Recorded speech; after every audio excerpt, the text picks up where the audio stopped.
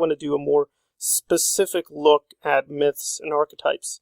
And I'm going to really concentrate on two characters, but I'm going to talk mainly about one. So I'm going to look at Arya and the Hound in the novels as well as the TV show, and how they're sort of based on these larger myths within the comic book universes, and how and why, they reflect sort of ideal or distortion of the knight myth that we find in both Batman proper in DC Comics, but more largely the superhero myths, and of course how George is reflecting on that. I think Arya is probably the more easy type by now, if you're even remotely familiar with the character and the way it's grown in the novels and the show. It's very clearly marked with kind of Batman influences, especially Batwoman or Catwoman or Batgirl, in the way she's very athletic. She's very a hand-to-hand fighter. She even suffers very clearly like Batgirl. Batgirl suffers a disability, the loss of legs, and of course Arya suffers blindness, partly through her training. That's also sort of mixed in with Daredevil in the Marvel universe, where Daredevil is blind, but he's a very good martial artist. And Arya, I think, is just fine, but it's a very kind of crude importation of the Batman verse into George's work. But the Hound is much, much more fascinating.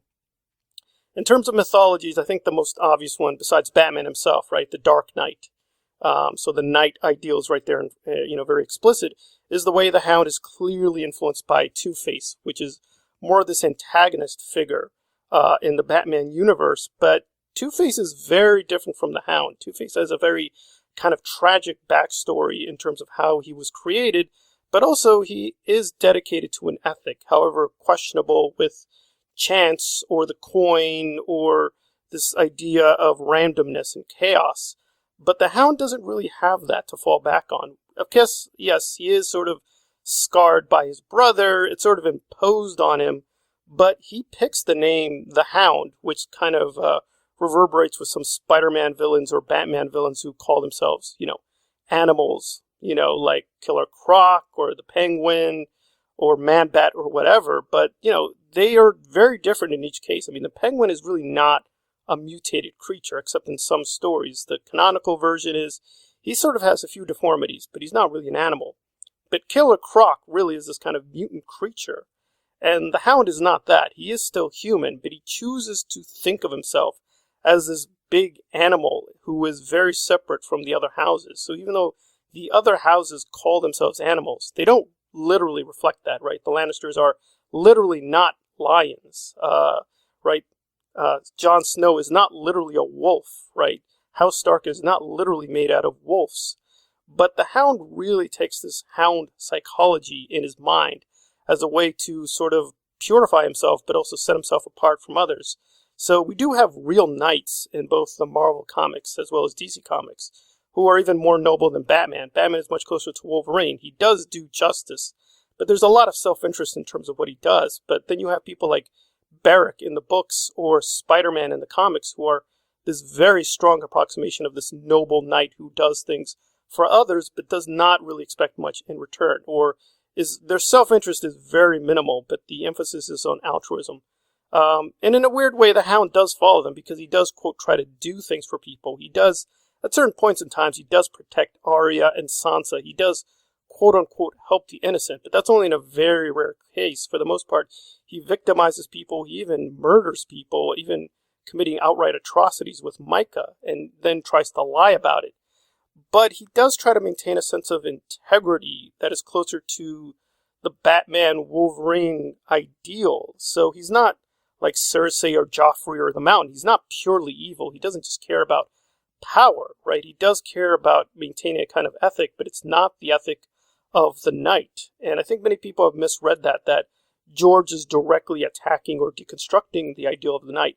But that just really does not match up with the biography or his interviews, where I think what we're meant to see with the Hound is not him saying the knight ideal is stupid or doesn't exist or can't be even embodied. We clearly do see it with the Brothers Without Banners and Barrack, that you can be a knight, but that's a very, very rare case.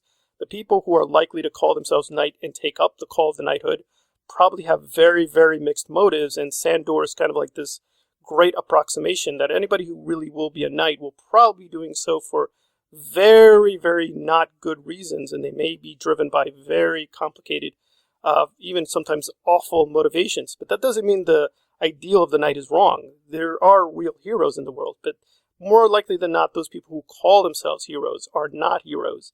And the Hound is sort of calling that out all the time, that unlike the other houses or unlike these other knights, he doesn't ever pretend to be something he's not. He always is who he is. He's a very violent, ugly, visceral person. But he doesn't really hide who he is, except in very rare circumstances. Like when he's confronted by Micah, he doesn't deny it.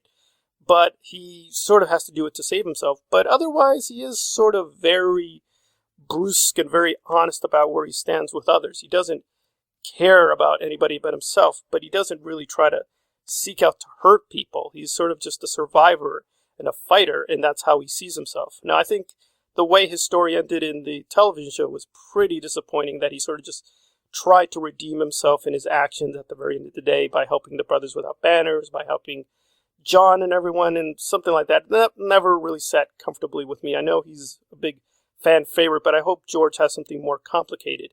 And even though there's a lot of theories he's dead, there's also a lot of theories he's still alive, so his story is still not complete. So I hope it's going to be more than just that the Hound transforms into Batman and makes up for his, his other deeds. I think that would be very boring and not true to the character, so hopefully it's going to be a much more complex and kind of tragic finale to Sandor's story. But again, in terms of the roots of what we're finding, it's this mythology of Two-Face and DC and Marvel Comics that he's really tapping into, but just twisting the archetype. He's not really Spider-Man, he's not really Wolverine, he's not really Batman. He's not searching for justice per se, but he does have a very weird ethics that drives him, and it is derived from this very bombastic look at the superhero as a myth and the knight from the way we tell these stories about King Arthur and his knights as well. So, alright, that covers the Hound and how he operates in the world of mythologies of heroes and superheroes.